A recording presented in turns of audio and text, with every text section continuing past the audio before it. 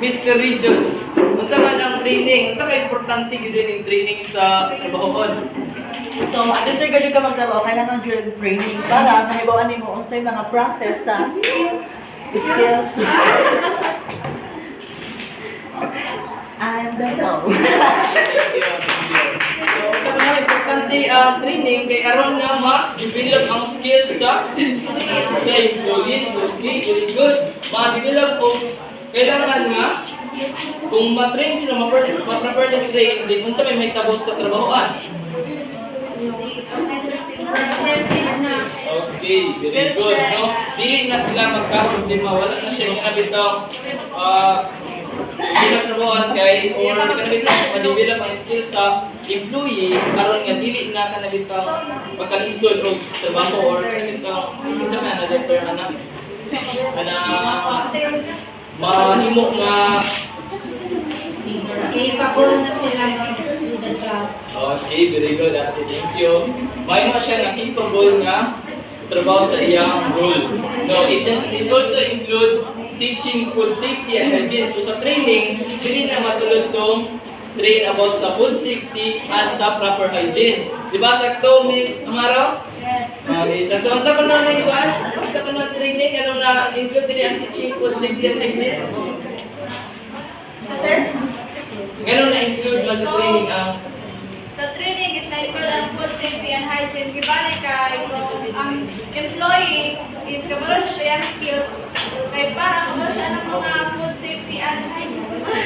okay, thank you. Kailangan nga i-train ang mga employee para masayon sila so kung saan nila nga mapreventahan ang kanang mga risk about sa food safety, and hygiene. Also, it includes demonstrating how to cook or serve food if naaka sa restaurant. So, kung may lain?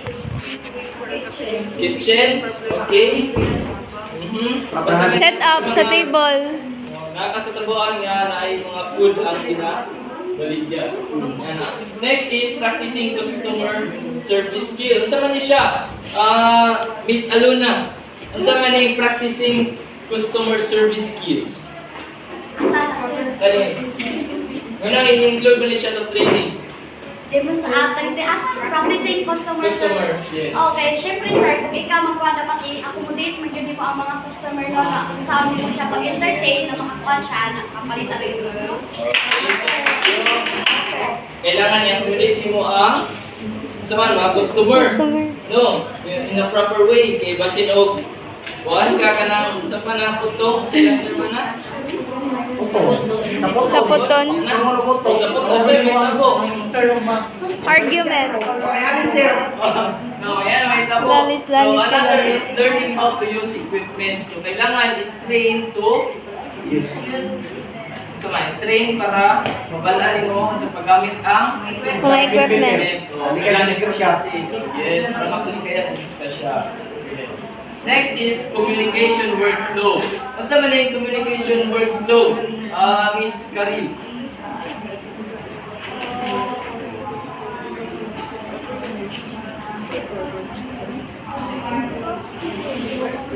Ang communication to our workflow is all about paghatag ng information. Dapat ang itong paghatag ng information is masagot ang input. So, recognition, masasinabot you have this communication workflow. So, daoy ang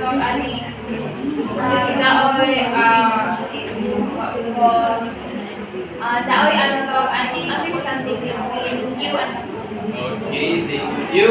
Isa ko nung kailangan importante yung communication workflow in order to have a smooth lang ang communication within the vicinity. So, without communication workflow, sabi may tabong gubot kaya, di ba? That's why it is important for them to have or for us in the future to have a communication workflow. For example, ang manager, nagsugo siya sa iyang employee nga wala yung buhaton. Nga palutuon ang shift. So asa man ni sulti ang sa employee ang nisugo sa manager sa shift. So asa man unsa may buhaton sa shift? Lutuon. Asa man pag kuman luto, Sir, i-serve. Asa man kinsa may sultian sa chef? waiter. Oh, waiter. So asa man i-serve? Sa customer. Customer. Yan na siya.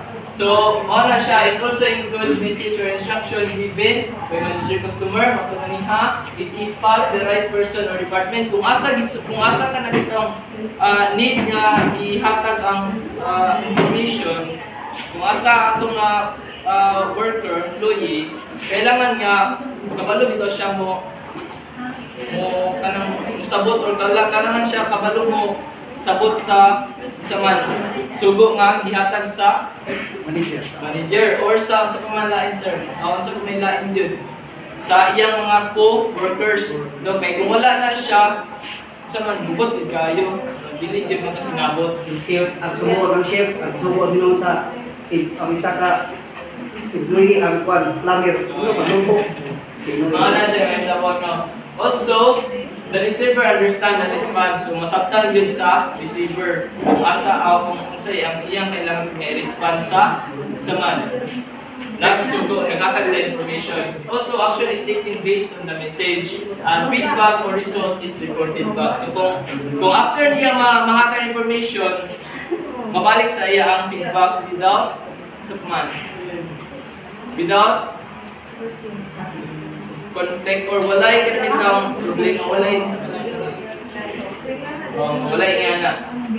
Ona ang metabo kung na-communication workflow. Next is compliance with duly. Sa mga meaning sa duly? Department of Department of Labor and Employment. So, na importante ang compliance sa Department of Labor and Employment because business or workplace is following the rules and standards set by the duly. No?